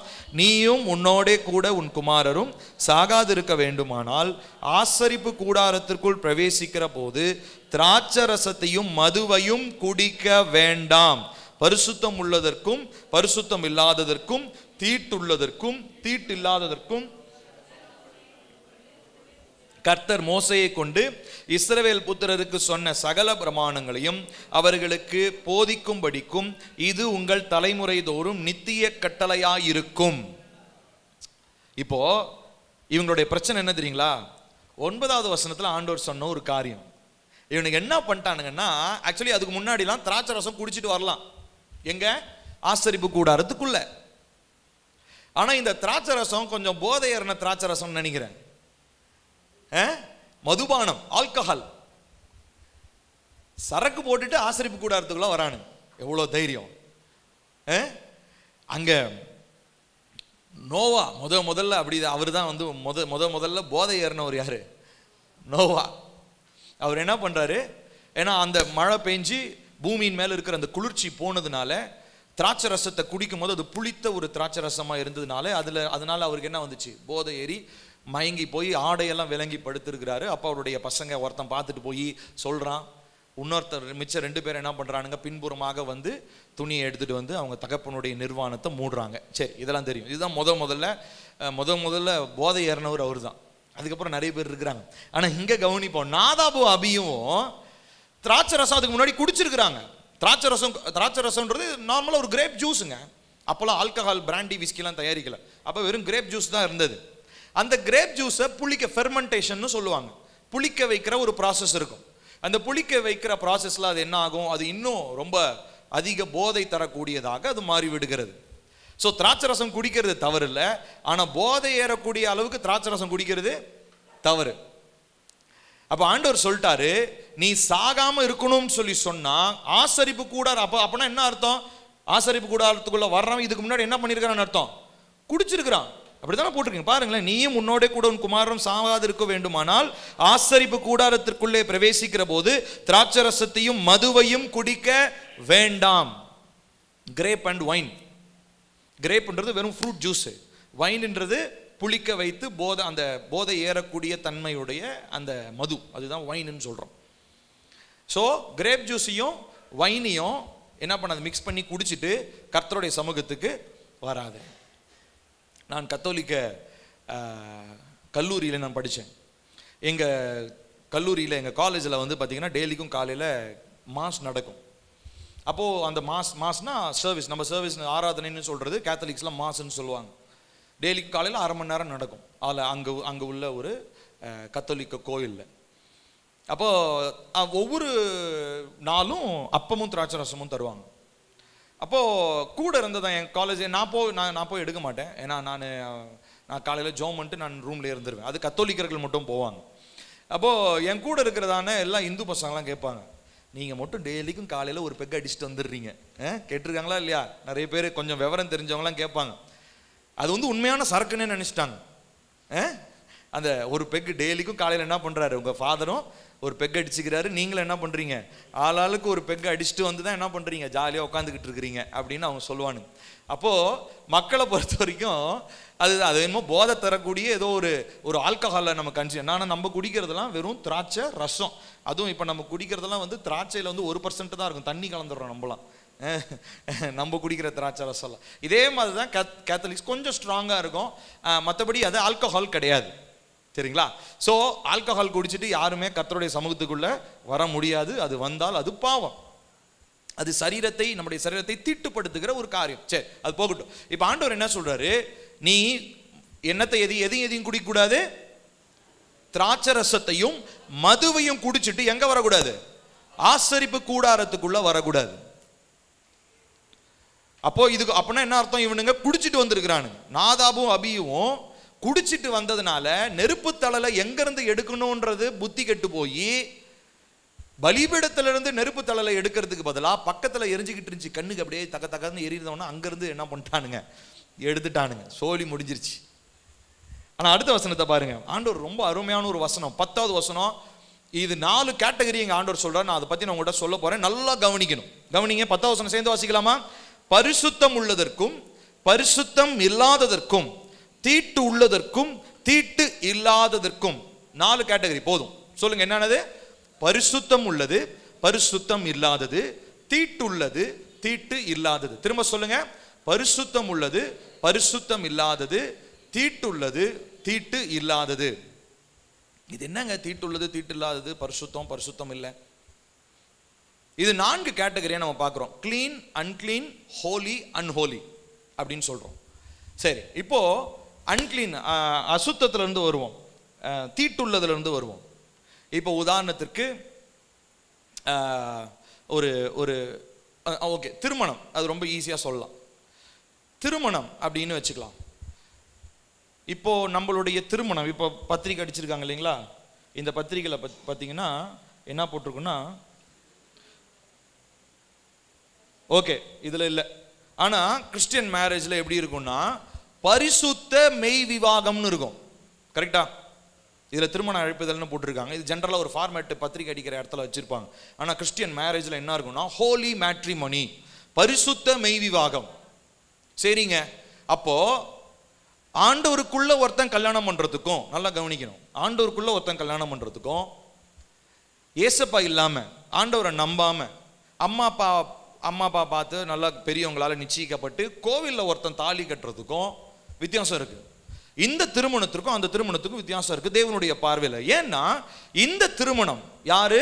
தேவனால இணைக்கப்படுகிற இந்த திருமணம் பரிசுத்தமாக பார்க்கப்படுகிறது. ஏன்னா அவர்கள் இருவருக்கும், கணவனுக்கும் மனைவிக்கும் இடையே இருக்கிறவர் யாரு?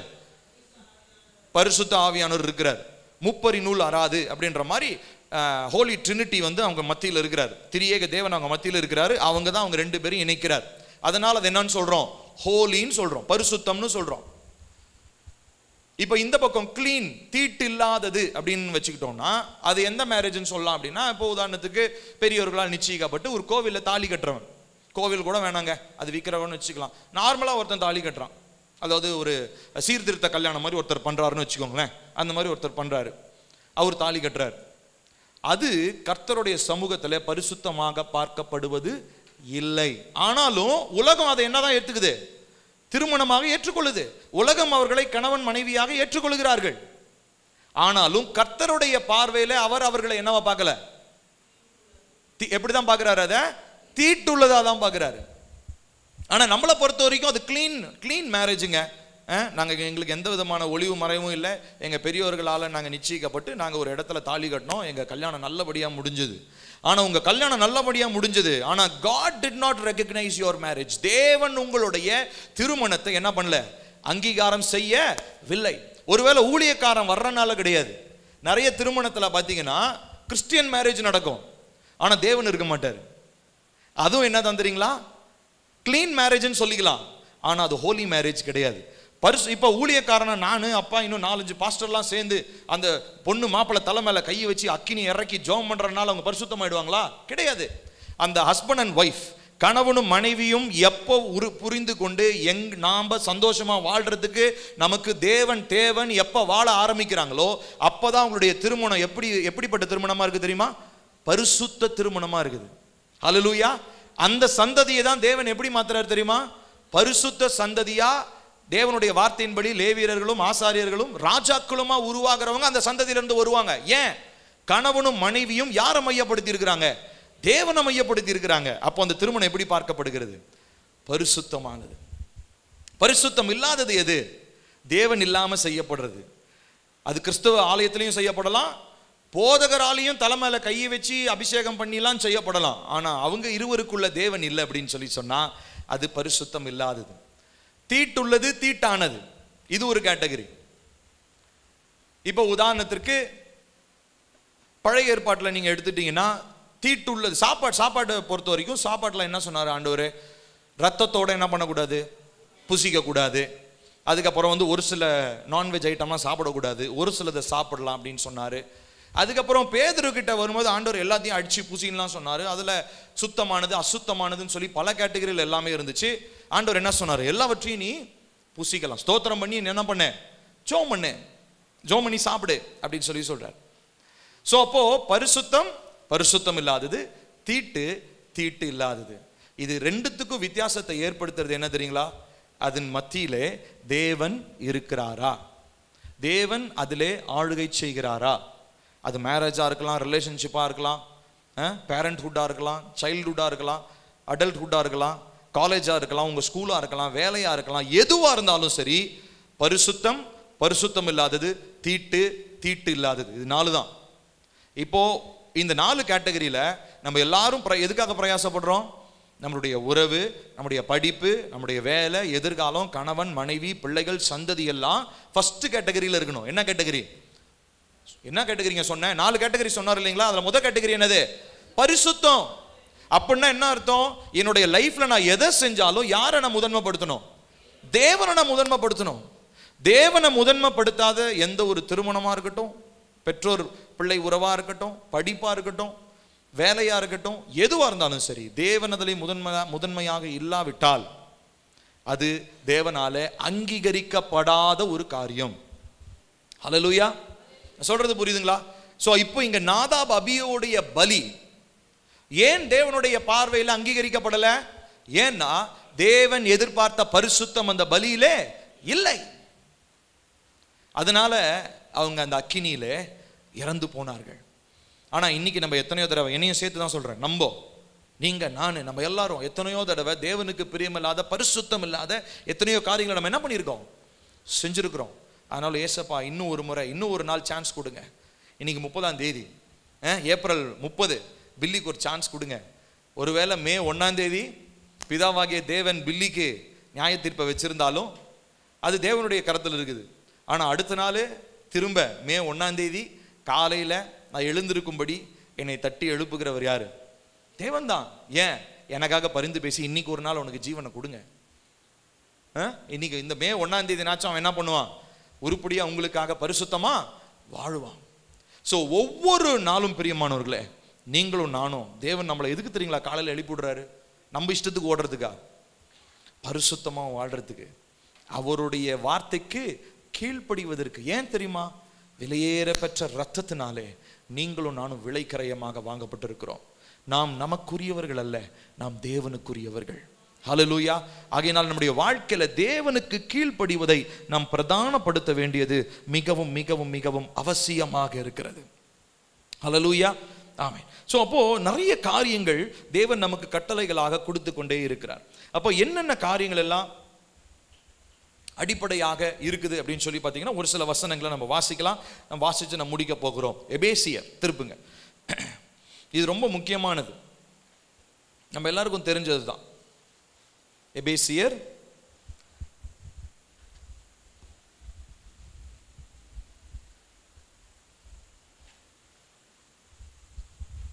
எடுத்துட்டீங்களா? 5வது அதிகாரம்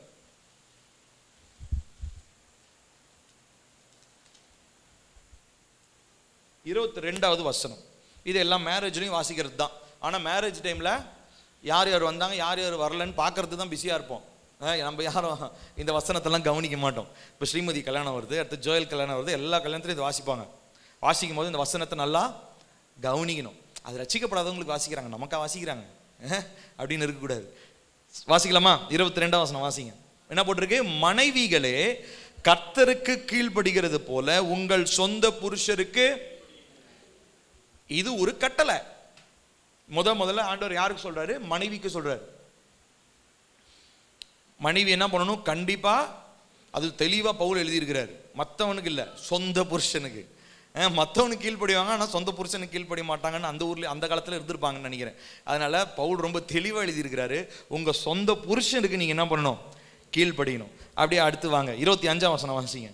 புருஷர்களே உங்கள் மனைவிகளில் அன்பு கூறுங்கள். போதும். இதெல்லாம் என்னது? கட்டளை, நிபந்தனை. இது அன்பு கூறுப்பா, இல்லைன்னா உன்னால முடியலன்னா சொல்லிடு, அப்புறம் டிவோர்ஸ் பண்ணிட்டு என்ன பண்ணிடுங்க, தனியாக போயிடுங்க, சண்டை போட்டுட்டு தனியாக உட்காந்துக்கோங்க, தனி வீட்டில் இருந்துக்கோங்க, இல்லை வேற வேற பெட்ரூமில் படுத்துக்கோங்க. இதெல்லாம் கிடையாது. இது ஒரு ரூல், இது ஒரு கட்டளை. இதை நம்ம செய்கிறோமா? நீங்கள் பழைய ஏற்பாடை விட்டுருங்க, நம்ம யாரும் பலிலாம் செலுத்தலை. ஆனால் இதை நம்ம செய்கிறோமா? மனைவி கணவனுக்கு எல்லா காரியத்திலும் கீழ்ப்படுகிறார்களா? கணவன் எல்லா சூழ்நிலையிலும் மனைவியை நேசிக்கிறார்களா? அன்பு கூறுகிறார்களா? அடுத்ததா வாசிங்க, அப்படியே 28வது வசனத்துக்கு வாங்க. புருஷர்களும் தங்கள் மனைவிகளை தங்கள் சொந்த சரீரங்களாக பாவித்து அவர்களில் அன்பு கூற வேண்டும். தன் மனைவியில் அன்பு கூறுகிறவன் தன்னில் தானே அன்பு கூறுகிறான். எவ்வளோ ஒரு அருமையான ஒரு வார்த்தை பாருங்களேன், இல்லையா? இது தேவன் நமக்கு கொடுக்கிற ஒரு கட்டளை. தேவன் நமக்கு கொடுக்கிறதான ஒரு கட்டளை. இது செஞ்சுதான் ஆகணும். கிறிஸ்தவ திருமணத்துல, தேவன் இருக்கிறாருன்னு சொல்லி சொல்ற திருமணத்துல, தேவன் மையமாக வைத்து செய்யப்படுகிற மேரேஜ்ல, திருமணத்துல கண்டிப்பா மனைவி புருஷனுக்கு கீழ்ப்படியணும், புருஷன் மனைவியில அன்பு கூறணும். ரொம்ப ரொம்ப, ஏன்னா ரெண்டு பேருமே செய்ய முடியாத காரியம். மனைவிக்கு செய்ய முடியாத விஷயம் என்ன தெரியுமா? புருஷனுக்கு கீழ்ப்படுகிறது. புருஷனால செய்ய முடியாத விஷயம் என்ன தெரியுமா? மனைவியை நேசிக்கிறது. ஏன்னா அவங்க நேசம் பார்த்தீங்கன்னா அப்படியே கண்ணில் அப்படியே மாறிக்கிட்டே இருக்கும்.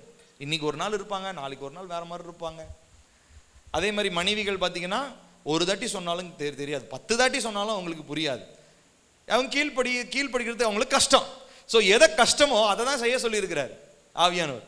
அடுத்தது வாசிங்க, 33ஆம் வசனம் பாருங்க. எப்படியும் உங்களில் அவனவன் தன்னிடத்தில் அன்பு கூறுவது போல தன் மனைவியினிடத்திலும் அன்பு கூற கடவன். அப்படியே வாங்க, 6வது அதிகாரம் முதல் வசனம்.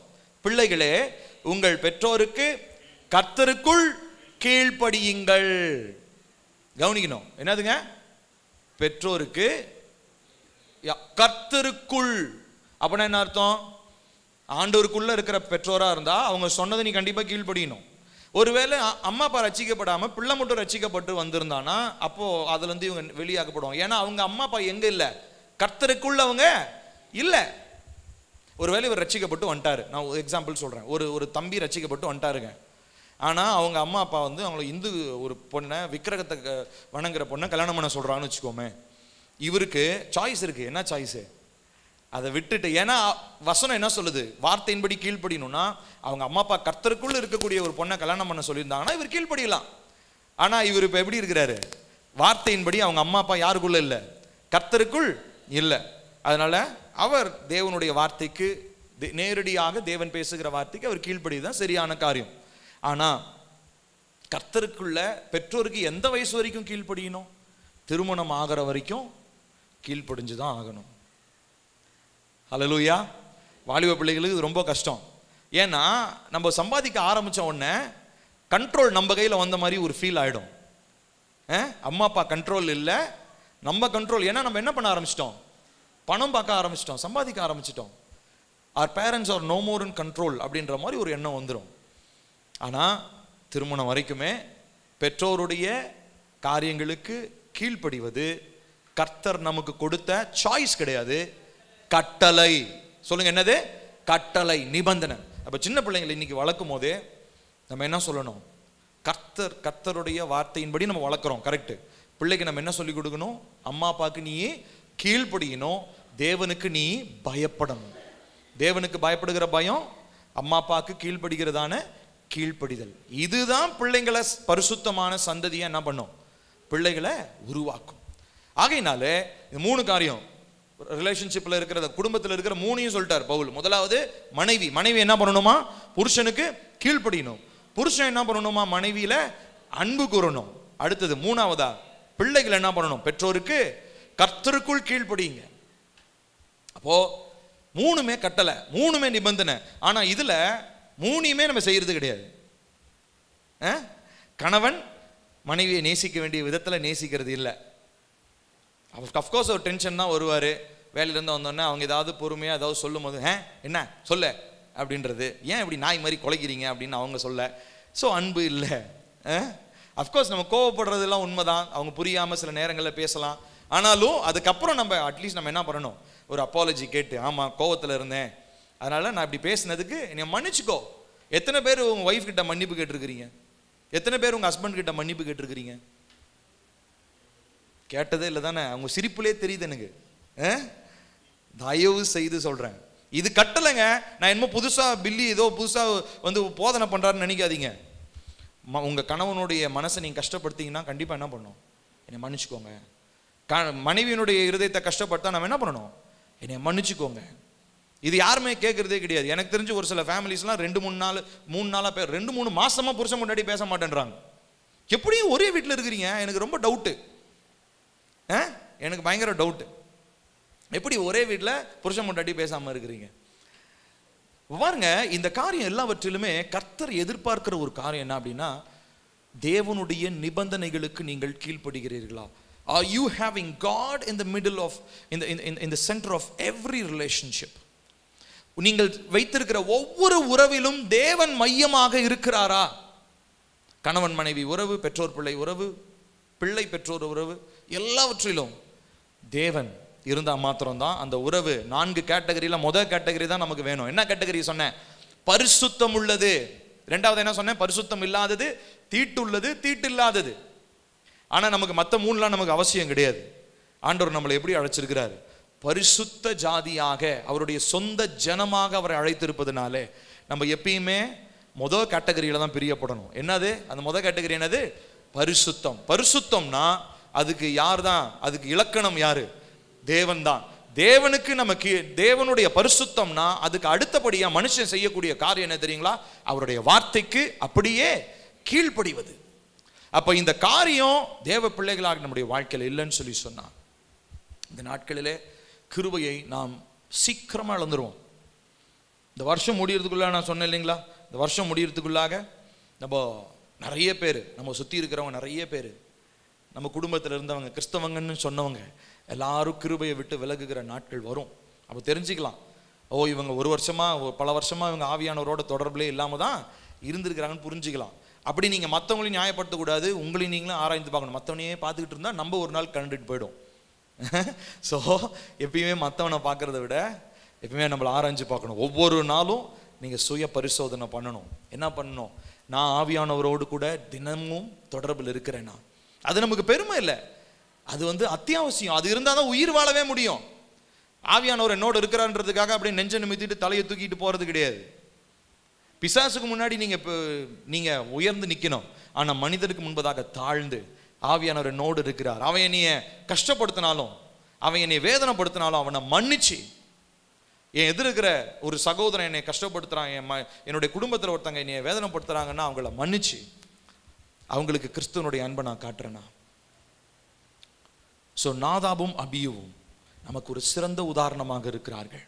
நாதாபும் அபியூவும் கடைசி தங்களுடைய தருணங்களிலே செய்ய வேண்டிய காரியங்களை ஒழுங்காய் செய்யாததினாலே கர்த்தருடைய அக்கினியினாலே அவர்கள் மரித்தது போல இந்த நாட்களிலே நீங்களும் நானும் தேவனுடைய நியாயத்தீர்ப்பில் அழிந்து போவது தேவனுடைய சித்தம் இல்லை. ஆனாலும் ஆண்டவராகிய இயேசு கிறிஸ்து நமக்காக ஒவ்வொரு நாளும் பரிந்து பேசிக்கொண்டு தன்னுடைய ஆவியை ஒவ்வொரு நாளும் புதுப்பிக்கும்படி நம்மேல் ஊற்றுவதற்கு ஆயத்தமா இருக்கிறார். ஆனா நீங்க ஆயத்தமா இருந்தீங்கன்னா அன்னைக்கு பரிசுத்தமா நடப்பதற்கான, தேவனுடைய வார்த்தைக்கு கீழ்ப்படிவதற்கான எல்லா காரியங்களையும் அவருடைய சத்தத்துல கேட்டு நம்மளால அவருடைய வார்த்தைக்கு கீழ்ப்படிய முடியும். ஹல்லேலூயா. யாவரும் எழுந்து நிற்கலாமா? தேவனை நோக்கி நாம் பார்க்க போகிறோம். கர்த்தாவே, எனக்கு நீர் இந்த நாளிலே பேசின இந்த வார்த்தைக்காக ஸ்தோத்திரம். இது ஒரு எச்சரிப்பின் வார்த்தையாக இருக்கிறது.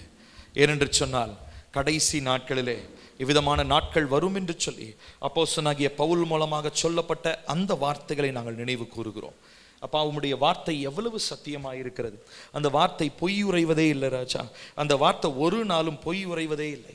ஆகையினால இந்த நாளிலே நாங்கள் ஜெபிக்கிறோம். கர்த்தாவே, நாதாபும் அபியூவும் அவர்கள் எங்களுக்கு முன்பதாக ஒரு உதாரணங்களாக இருக்கிறார்கள். அவர்களுடைய வாழ்க்கையில கர்த்தாவே அவர்களுக்கு கிருபை இல்லை. அந்நிய அக்கினி அவர்கள் கொண்டு வந்த பொழுது அவர் கர்த்தருடைய சமூகத்தில் மரித்து போனார்கள் என்று பார்க்கிறோம். ஆனால் அவர்களைப் போலவே நாங்கள் பல இடங்களில் தவறி இருக்கிறோம். பல நேரங்களிலே பரிசுத்தத்தை இழந்திருக்கிறோம். பல இடங்களில் உங்க வார்த்தைக்கு நாங்கள் கீழ்ப்படியாமல் இருந்திருக்கிறோம். ஆனாலும் ஏசப்பா, நீர் எங்களுக்காக பரிந்து பேசி இன்றளவும் எங்களை ஜீவனோடு காத்து வருகிறீரே, அதற்காக உமக்கு ஸ்தோத்திரம்ப்பா. ஸ்தோத்திரம் சொல்றோம். உங்க கரங்களை உயர்த்தி நன்றி சொல்லுங்களேன். ஏசப்பா, நீங்க எங்களுக்காக பரிந்து பேசுகிறதற்காக ஸ்தோத்திரம். இன்றளவும் நான் அழிக்கப்படாமல் இருப்பதற்கு காரணம் எனக்காக நீங்க பரிந்து பேசுறீங்க. இல்லைன்னா நாதாப் அபியூ மாதிரி என்னைக்கோ நாங்க இறந்திருப்போம், என்னைக்கோ நாங்க உங்களுடைய நியாய தீர்ப்புல மறுச்சிருப்போம். ஆனால் இன்னைக்கு அப்பா உங்க வார்த்தைக்கு கீழ்ப்படியணுன்ற முக்கியத்துவத்தை, எங்க வாழ்க்கையில எல்லாவற்றிலும் பரிசுத்தம் காணப்படணும்ன்ற அந்த அத்தியாவசியத்தை கர்த்தர் எங்களுக்கு கற்றுக் கொடுத்ததற்காக இந்த நாளிலே நாங்கள் நன்றி சொல்லுகிறோம். அப்பா, விசேஷமா இந்த நாள் எங்களுடைய சபையில் இருக்கிற ஒவ்வொருவருக்காக நாங்கள் ஜெபிக்கிறோம். சபையில் இருக்கிற திருமண உறவுகள் பரிசுத்தமாக்கப்படட்டும் அப்பா. பெற்றோர் பிள்ளைகள் உறவு பரிசுத்தமாக்கப்படட்டும் அப்பா. இந்த பரிசுத்தம் இல்லாதது, தீட்டுள்ளது, தீட்டு என்ற கேட்டகரி எல்லாம் எங்களுக்கு வேணாம் அப்பா. எங்களுடைய நாங்க பிரதானமாய் வாஞ்சிப்பது எல்லாம் எங்களுடைய திருமண உறவுகள், பெற்றோர் பிள்ளைகள் உறவுகள் எல்லாம் பரிசுத்தமாக்கப்படட்டும். தேவனை மையமாய் வைத்து இயங்குகிற உறவுகளாக எங்கள் உறவுகள் இருக்கட்டும் அப்பா. விசேஷமாய் வாலிப பிள்ளைகள் தங்களுடைய வாழ்க்கையில பரிசுத்தத்தை அப்பா முதன்மைப்படுத்தி கொண்டு உம்முடைய வார்த்தைக்கு கீழ்ப்படிய உதவி செய்யுங்க. பரிசுத்தம் இருக்கிற இடத்துல உங்க வார்த்தைக்கு நாங்கள் கீழ்ப்படிவோம் என்று உம்முடைய வார்த்தை சொல்லுகிறது. ஆகையினாலே நாங்கள் கணவன் மனைவி பெற்றோர் பிள்ளைகள் இந்த உறவுகளிலே கீழ்ப்படிதல் உண்டாகட்டும், தேவ அன்பு பெருகட்டும், பரிசுத்தம் உண்டாகட்டும். கர்த்தர் இந்த நாளிலே எங்களுடைய சபைகளிலே அப்பா இதை உருவாக்கி கொண்டிருக்கிறீரே, குறித்து அதிகமாக எச்சரித்து கொண்டிருக்கிறீரே. ஆகையினாலே காதுள்ளவர்கள் கேட்க கடவர்களுடைய வார்த்தை சொல்லுகிற பிரகாரமாய் இந்த நாளிலே இந்த வார்த்தையை கவனித்த ஒவ்வொரு காதுகளும், ஒவ்வொரு இருதயமும், ஒவ்வொரு சிந்தையும் பரிசுத்த ஆவியானுடைய நிறைவினாலே மாற்றப்படுவதாக என்று சொல்லி நான் ஜெபிக்கிறேன். ஒரு விசேஷித்த தேவ அபிஷேகம், தேவனை பணிந்து கொள்ளணும், தேவனை நேசிக்கணும், தேவன் பரிசுத்தமா இருக்கிறது போல நானும் பரிசுத்தமா இருக்கணும்ன்ற அந்த வாஞ்சை இந்த நாளில் உம்முடைய பிள்ளைகளுடைய இருதயத்தை நிரப்பும்படி நான் ஜெபிக்கிறேன். Right now Lord, in the name of Jesus, இயேசுவின் நாமத்தில் நான் ஜெபிக்கிறேன். கர்த்தருடைய ஆவியானவரே, நீங்க உம்முடைய பிள்ளைகளுடைய வாழ்க்கையில நீர் முன் குறித்ததை, நீர் திட்டமிட்டதை செய்து முடிப்பீராக. பரிசுத்த சான்றுகளாய், பரிசுத்தத்தின் சாட்சிகளாய் நாங்கள் வாழ எங்களுக்கு உதவி செய்யும். நீரே உயர்ந்திரும். வந்திருக்கிற பிள்ளைகளை ஆசீர்வதியும், வருகைக்காக ஆயத்தப்படுத்தும். துதி கனமகிமையில உமக்கே. இயேசுவின் நாமத்தில் கேட்கிறோம் எங்கள் ஜீவனுள்ள நல்ல பிதாவே, ஆமென். நம்முடைய கர்த்தராகிய இயேசு கிறிஸ்துவின் கிருபையும் பிதாவாகிய தேவனுடைய அன்பும் பரிசுத்த ஆவியினுடைய காவலும் ஐக்கியமும் நம் அனைவரோடும் இன்றும் இன்றும் சதா காலங்களிலும் நிலைத்திருப்பதாக. ஆமென், ஆமென். Praise the Lord. கர்த்தர் நம்மை ஆசீர்வதிப்பார். இந்த முடிஞ்ச உடனே இப்போ செல்வராஜ் அண்ணே அவங்க பத்திரிக்கை தருவாங்க. ஸோ ஆகையினாலே பத்திரிக்கை வாங்கிட்டு நீங்கள் போங்க. தேங்க்யூ.